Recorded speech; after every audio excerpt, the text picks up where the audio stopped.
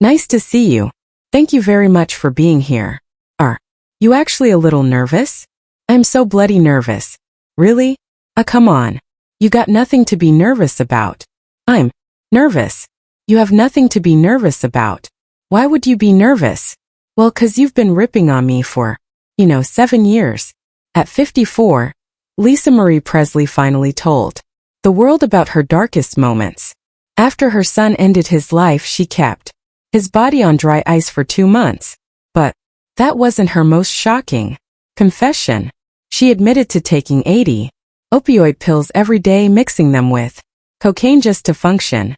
Her addiction nearly killed her multiple times. The seizures, the heart failure, the comas, it was all connected to a pain that started decades earlier. The truth about what really destroyed Elvis's daughter was finally revealed.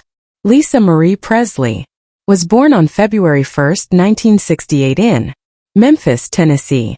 She came into the world as the only child of Elvis and Priscilla Presley.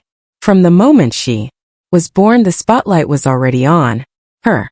Her father was the most famous singer alive, and her mother was just 22 years old. Lisa Marie didn't just inherit money, she inherited a legacy. When Elvis died in 1977, she became the sole heir to Grayson. By the time she turned 25, the estate was worth over $100 million. She had fame, fortune, and a name the world would never forget. But behind the fortune was a childhood filled with pressure, confusion, and loss. She spent her first few years at Graceland, surrounded by music and magic. Elvis adored her. He gave her horses, toys, and attention. They rode around the property together and even went out for ice cream late at night. She was the center of his world. But it didn't last.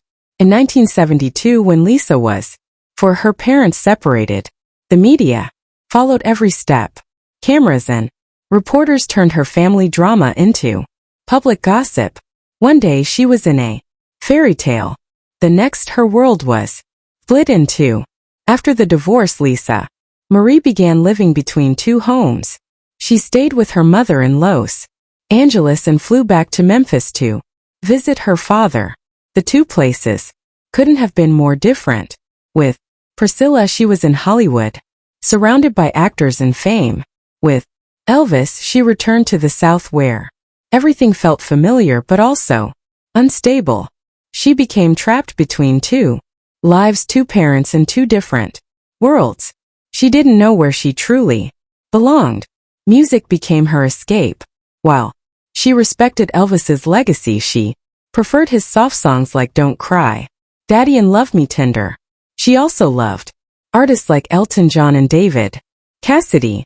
Their songs helped her deal with the loneliness. These early influences shaped her future. Her own music would later carry the same kind of emotional honesty and pain, but none of it could protect her from what came next. The distance between her parents, the pressure from the public, and the constant flying back and forth began to take a toll. In her mother's memoir, she shared how Lisa would cry on the phone late at night. She felt lost. And then the worst moment of her life arrived. On August 16, 1977, everything changed. Lisa Marie was 9 years old. She was inside Graceland when she found her father collapsed face down in his bathroom. Elvis Presley was gone. He was only 42. Lisa saw him lying there, lifeless, in a place she was never supposed to go. The bathroom door was always off limits. But that morning she walked in and saw a scene she could never unsee. The house turned into chaos. Paramedics rushed in. Took several men to lift Elvis onto a stretcher. Lisa screamed and tried to run after him. Adults held her back, but she kicked and fought, desperate to stay near him. She never saw his face as they carried him out. She later said that not seeing him like that was a small mercy, but the pain stayed. Her grandfather's voice echoed through the house. Your daddy's gone. He's gone. And just like that, the most important person in her Life was no longer there. Lisa had always feared something like this would happen. She had written poems with lines like, "I hope my daddy doesn't die." She sensed something was wrong. She had seen him sick. She had seen him passed out. She was just a child, but she could tell something was deeply off. Her poetry became a warning no one took seriously until it was too late. After Elvis died, Lisa didn't immediately inherit his fortune. The estate was placed in a trust. She had to wait until she was 25 to receive it. By then both her grandfather and great-grandmother had died. That made her the only living heir. When she finally got the inheritance in 1993, the estate had grown. It was now worth around $100 million. She became one of the richest young women in the country.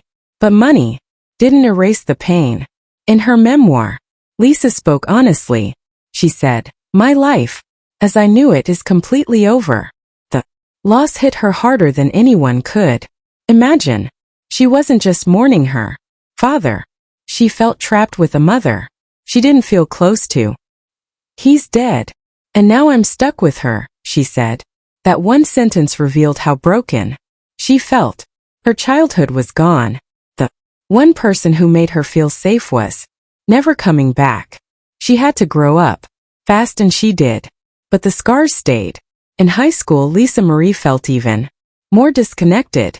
Around 1984 or 1985, when she was about 16 or 17, she dropped out entirely.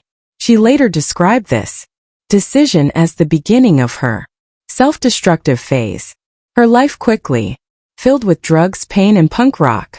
Bands like DVO and the Sex Pistols blasted from her room. She used them to drown out her sadness and confusion about who she really was. Priscilla noticed the changes early. She enrolled Lisa Marie in a Scientology-run school, hoping it would help, but nothing could stop the spiral. Lisa Marie later admitted that the drugs and rebellious behavior scarred her for years. The harder people tried to control her, the more she pushed back. Just 14, Lisa Marie began dating a